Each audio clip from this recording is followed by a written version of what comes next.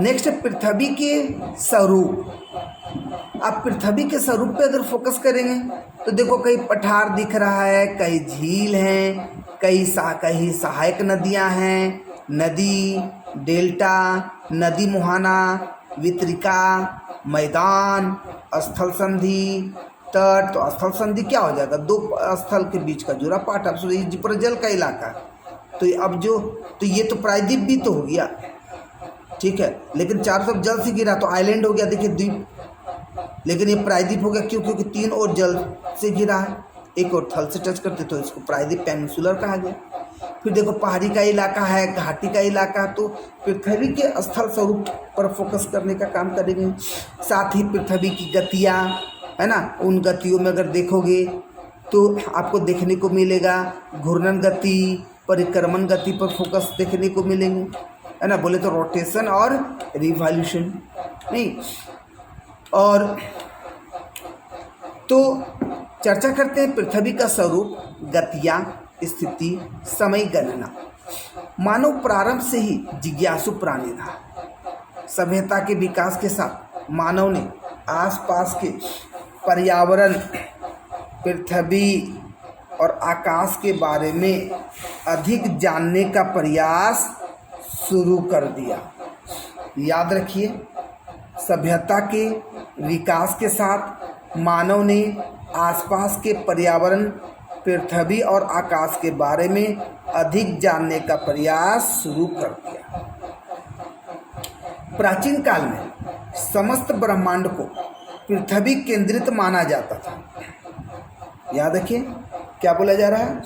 प्राचीन काल में समस्त ब्रह्मांड को पृथ्वी केंद्रित माना जाता था तथा पृथ्वी को स्थिर, चपटा या तस्तरी नुमा बताया गया। भारतीय ग्रंथों जैसे वेदों, आर्यभट्टीय, है ना, मतलब तो आर्यभट्ट द्वारा लिखित ग्रंथ में पृथ्वी को गोलाकार बताया गया है। देखिए, है ना, इसका मतलब आप देख सकते हो कि यहाँ पर क्या बोला जा रहा है? प्राचीन काल में ब्रह्मांड को पृथ्वी केंद्रित माना, मतलब ब्रह्मांड के मध्य में कौन? पृथ्वी। वो बता सही है या गलत? गलत है। पृथ्वी को चपटा स्थिर बताया गया है तो गलत। लेकिन धीरे धीरे धीरे क्या हो गया? जैसे आर्यभट्ट का ग्रंथ में यहाँ पर पृथ्वी गोलाकार ही बताया गया।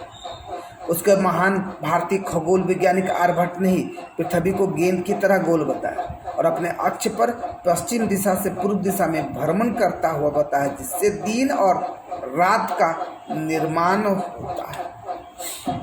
आर्यभट्ट एवं भास्कराचार्य द्वितीय ने सूर्य एवं चंद्र ग्रहणों तथा गुरुत्वाकर्षणों के बारे में वैज्ञानिक तथ्य प्राप्त किए, जिनका ज्ञान यूरोपियन की 15 से 16वीं शताब्दी में जाकर हुआ था। हालांकि यूरोपीय विद्वानों पाइथागोरस और अरस्तु ने पृथ्वी को गोलाकार बताया, परंतु बाद के विद्वानों ने इस तथ्य को भुला दिया। नहीं, इसके पश्चात 16वीं शताब्दी में कोपरनिकस और गैलीलियो नामक खगोल वैज्ञानिकों ने सूर्य का सौरमंडल के मध्य में बताते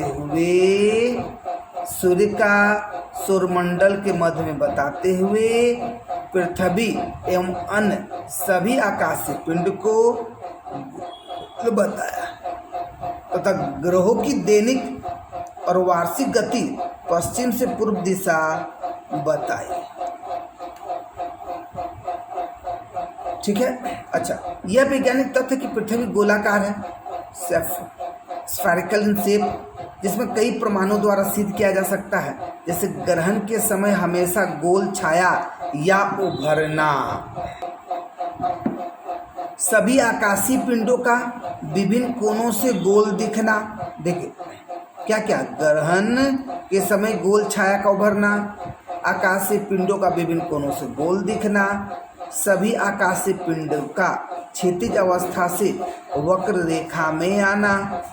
अपोलो एवं अन्य मानव निर्मित उपग्रहों के अध्ययन के पश्चात यह सिद्ध हो गया है कि पृथ्वी गोलाकार है, परंतु ध्रुवों पर चपटी होने की कारण से चपटा या लक्षाभ गोलाभ के रूप में माना जाता है। ठीक है। इसी प्रकार पृथ्वी की जो परिधि है 256 ईसा पूर्व में यूनानी विद्वान इरेटोस्थनीस, तो इरेटोस्थनीस कहाँ का विद्वान, यूनान का, ने बड़ी आसान तकनीक अपनाते हुए वर्तमान वैज्ञानिक गणना के बारे में बताया। भारतीय विद्वानों ने भी पृथ्वी की आयु, परिधि, व्यास, अर्धव्यास आदि भूगणितीय पहलुओं पर अपनी गणनाएं प्रस्तुत की, जो वर्तमान वैज्ञानिक गणनाओं से बहुत समानता रखती हैं, और वैज्ञानिक गणनाओं के आधार पर पृथ्वी के तथ्यों को सारणी में प्रस्तुत किया गया। नेक्स्ट